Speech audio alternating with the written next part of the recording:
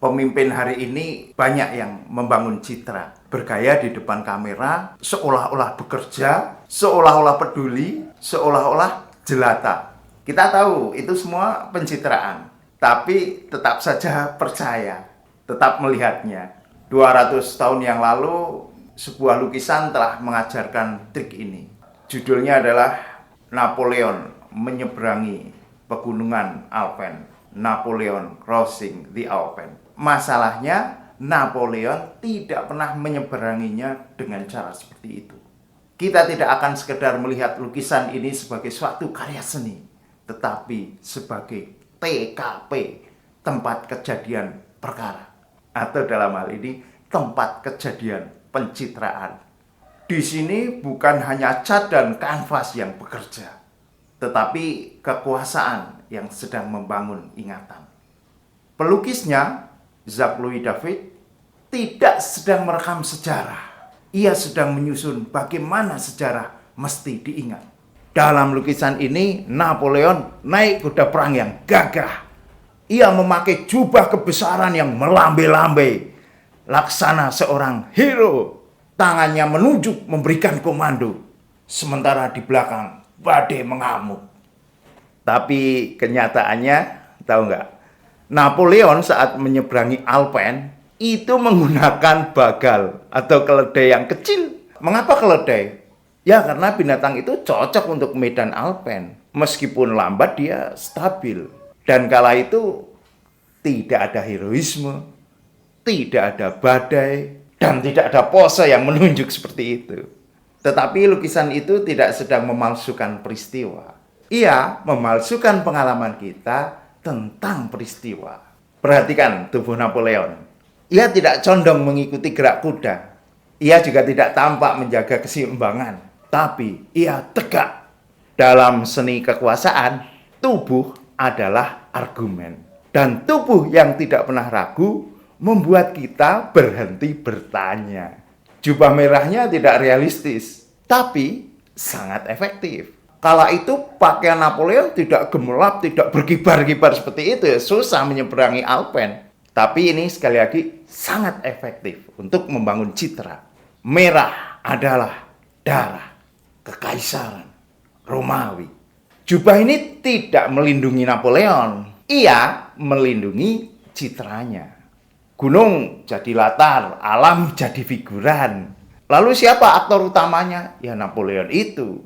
Ini bukan lanskap, ini panggung politik. Lihat batu yang ada di bawah kaki kuda. Di sana ada nama-nama pemimpin besar Romawi.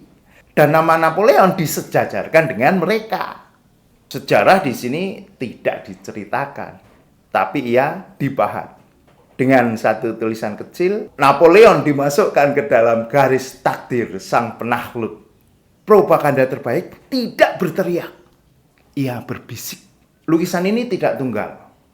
Jacques-Louis David membuat 5 versi resmi. Peristiwa sejarah terjadi sekali. Propaganda diproduksi berkali-kali. Yang diulang bukan kejadiannya, tapi maknanya. Sebenarnya ada juga lukisan yang menggambarkan peristiwa saat Napoleon menyeberangi pegunungan Alpen dengan cara yang lebih realistis. Tahun 1848, Paul Delaroche melukis Napoleon menyeberangi Alpen yang digambar apa adanya. Menunggangi keledai, pakaiannya praktis, dan dalam pengawalan. Di situ Napoleon tidak tampak sebagai hero, bukan pahlawan, tapi manusia yang lelah. Sayangnya lukisan ini kalah bersaing dengan karya David. Napoleon hidup lebih lama sebagai gambar daripada sebagai manusia. Semakin meyakinkan gambarnya, semakin jarang kita memeriksa kebenarannya. Ketika citra ini diparodikan, ia juga tidak mati. Saya pernah memparodikan lukisan ini. Napoleon saya gambarkan tidak naik kuda, tapi naik odong-odong. Dan di odong-odong itu ada tulisan Kid Fun. Fun-nya di sini bukan fun menyenangkan, tapi fun dengan tambahan D. Saat itu saya menyoroti dunia kapitalisme yang memanfaatkan kesenangan anak-anak. Ketika Napoleon naik odong-odong, heroismenya menjadi hiburan. Kita tahu itu pencitraan, tapi kita terus menonton. Kekuasaan hari ini tidak butuh kepercayaan penuh. Ia hanya butuh terus dilihat. Membaca kisah di dalam lukisan memang menarik. Dan kalau kamu melukis, Painting Explorer sudah menyediakan kelas konsultasi seni lukis. Untuk bergabung ke membership-nya gampang. Tinggal klik tombol join atau tombol gabung di dekat tombol subscribe. Dan kalau ingin mengeksplorasi lebih lanjut tentang lukisan Napoleon menyeberangi Alpen, saya sudah menulis bukunya, bisa klik produk untuk mendapatkannya. Menutup video ini bukan berarti kita meninggalkan lukisan itu. Kita telah membawanya ke layar, ke feed, ke ingatan. Video dan buku tersebut tidak mengajak kita membenci gambar. Ia mengajak kita untuk menunda kepercayaan. Karena di dunia yang penuh citra ini, keraguan adalah bentuk kewaspadaan paling sunyi dan paling penting. Kalau suka ngobrolin lukisan semacam ini, bisa lihat-lihat Painting Explorer. Akan bertemu dengan saya, Denny J. Terima kasih untuk subscribe, like, share, komen, dan notifikasi. Dan sangat terima kasih untuk gabung membership. Di Painting Explorer, mari kita eksplorasi.